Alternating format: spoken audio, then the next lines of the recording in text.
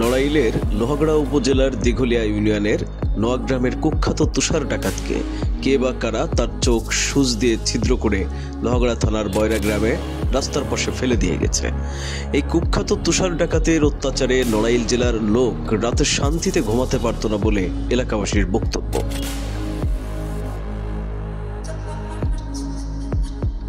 স্থানীয়রা জানান, তার নামে 10 থেকে 12টা ডাকাতি, চুরি ও ধর্ষণ মামলা চলমান।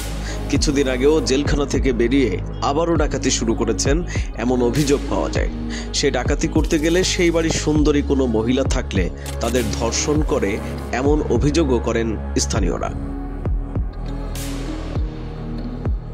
তার এই চোখ ছিদ্র করে দেওয়ার ঘটনা শোনার পর থেকে ভুক্তভোগীরা সহ স্থানীয়রা আনন্দ উল্লাস করছে বলে খবর পাওয়া যায়।